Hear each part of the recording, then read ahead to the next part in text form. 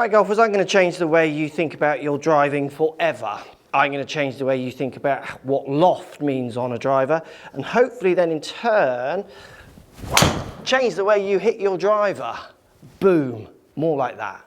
So with the help of the guys at JD Golf Academy, I'm using Gears, their gear system, and their students to show you some real common patterns that we've seen between pros and amateurs, and some myths around the golf swing that just need to die. This one is unbelievable, and it's going to blow your head off. So I'm going to show you a few pros here, and what we're going to notice when they're coming down in to hit the golf ball, they get their drivers into zero loft around a very similar time. That means their club's coming in to hit the ball and there's no loft on it until it then reaches the ball where they add loft. And what we see from your everyday slicer, puller, losing distance kind of driver, your everyday golfer, is we see as they come in to hit the ball, they've got plenty of loft on that club and they're doing everything they can not to add loft at all. And for them, lots of them, it's hitting way down at the ball.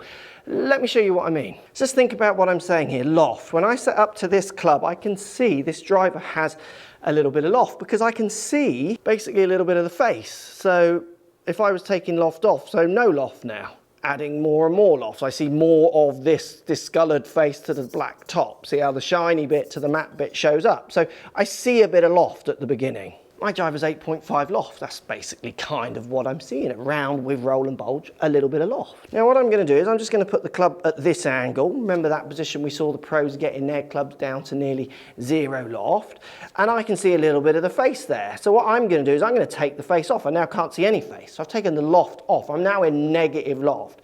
And I'm just going to hit a ball out in front of me, try and make this function. So kind of just chip one out there in front of me. And what I've done is I've hit that ball, 10 degrees of loft, 4.5 degrees on the way up with a zero club path, out to wind 0.9 degrees. So I was no loft, added loft to hit the ball while hitting on the way up, while swinging quite straight. And you can do these ideas at home or at the range next time you're practicing. I'm now going to put it here and show myself the face. So add lots of loft. I've now got a lot of loft on that club and I'm going to try and hit a functional shot. And it's both of those are functional. They've chipped forwards and kind of straight-ish. Now to make this shot functional, so hit with some kind of level of loft, I've had to hit 3 down. And my path is now 10 out to in. Even though the actual delivered loft for those two shots was very similar, even though the delivered loft of the tour player to the amateur, often we can see a similar loft delivered, it's what is delivered and went before it. So the process of getting to that same point, which is so key, because if I'm adding loft at this point in my downswing, so the club is pointing the face up at me more, now what happens, I can't just do what the tour pros do. I'm going to hit this ball with 30 degrees of loft. It'll be like a 9-iron. So players hit down. They pull their body forward. They try to keep that loft static from that position. They're basically into their impact position almost here, far too early. Where the pros, the opposite, they're getting to zero loft kind of here to around here. Now from there, they can really get up out of it, start presenting some loft, which is where the club overtakes the handle, catches up and overtakes. They get up through their lead side to try and get the club path going up. And we get a win, a win and a win, meaning the face is in a better place. The loft delivered is in a decent place with the angle of attack. Anyone who understands the term spin loft, they're going to be really dialing in their spin loft for maximum smash factors and spin rates. Where the amateur, even though they're delivering the same dynamic loft, because they're on the process of going down often for that, their spin loft's getting way, way higher, like more than double than the pros, which is why we're going to see more deflection. We're going to see more curvature coming from more spin, which will reduce distance. It's just a loss, loss, loss if we can't get this working prior to impact.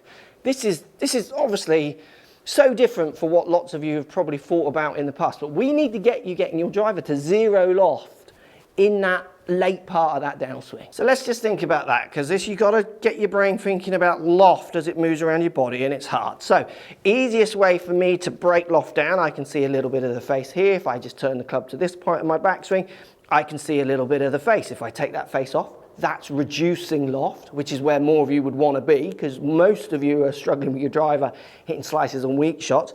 You're adding loft. How do I add loft? Well, I can turn the face this way, shows me the face more. I can move my hands back. I can keep my trail elbow back and flick those hands way forward to add loft. There's a couple of ways you can do it. And for most golfers, it's a mixture of this and then trying to line up the face with the handle.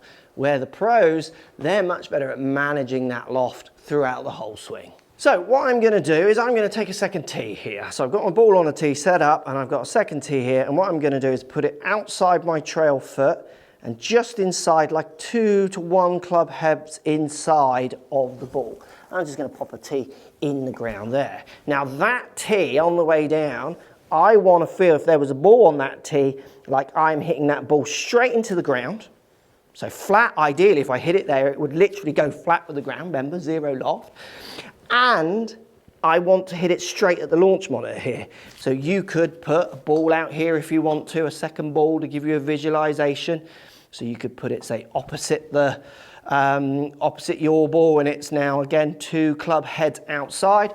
So basically, I'm gonna feel I'm hitting this ball down and at that ball. So at this point of impact, I'm gonna have 0 loft. I am on the way down, which will push it down. And I'm also got the face pointing out to the right, because the face isn't straight yet, because this face is gonna come around as you turn. Remember the key to this, if we can get you to 0 loft, then you're gonna have a better chance of hitting up, because you wanna add loft. You're gonna have a better chance of releasing the club, which will get the toe coming over the heel better, so you'll release it with better face closures, which might give you less of a chance of hitting it with such an open, the face open to path chance. So you're gonna actually reduce curvature by releasing it completely different, all around what loft you can and can't see. Now I've just put a second ball on this tee, so what you could do is you could literally just try and feel like in a practice swing like you're getting into this tee and just tapping it out that side, and then try and get the same feeling into your shot. If there was a ball behind your back foot, you want to whack that into the ground. Look at the flight. I mean, I've pulled it, but look how much lower that is, because I don't need to exaggerate this because I deliver a decent loft with a decent angle attack. What that's done is move my loft way down at delivery. And this is why my loft is way down at delivery, 9.6. It's because I was only 2.7 up. I'm normally 4 up at the ball. So yes, this movement of feeling like you're delivering 0 loft early is going to help you, encourage you to get out of the ground more, or the ball's going to stay quite flat. I love the fact that ball's drawing as well, which so many of you will see. So now what I'm going to do is I'm going to try and get 0 loft, so face point right down at the ground. I was hitting one here out towards that marker, but I'm also out towards the launch monitor, sorry. But I'm also going to feel like I really get up out of my lead leg to get my angle of attack up to now get my launch angles working. Boom. Oh, it didn't draw, but I'll take it. Now I'm 5.8 up. I'm 6 up at that ball. 5.8 up, delivering 14.6 degrees of loft.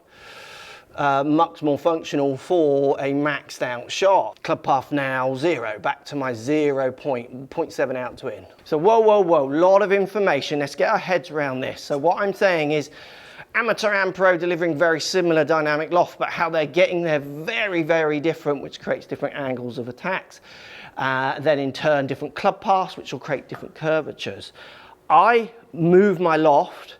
It encourages me to move my angle of attack. It encourages me to move my club path, which is going to encourage me to hit more neutral, straight, less curved shots. So loft, for lots of you, can dictate so much of what's going on down there at the bottom. And this is something that you see with so many amateurs. You fix their ideas of what loft they're delivering and things just snowball. They start falling into place and they say, well, I'm not even thinking about my club path. No, because your club path is now reacting to the face. And with the help of Gears and the guys at JD Golf Academy, if you want lessons using this technology, check them out. They're in Oxfordshire.